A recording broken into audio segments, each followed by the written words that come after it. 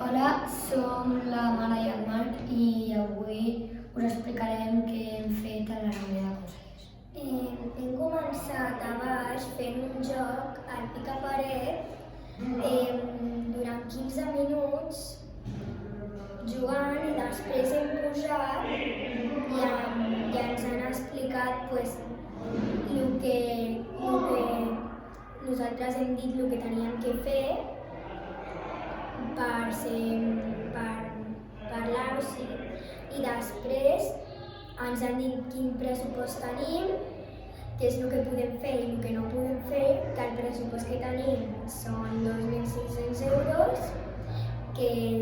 possiblement els gastem en alguna activitat o alguna cosa que parlarem en la següent sessió. I que ens han dit que li diguem als nostres companys i companyes que hem de saber a quina època de l'any ho volem fer, què necessitem per fer aquella activitat i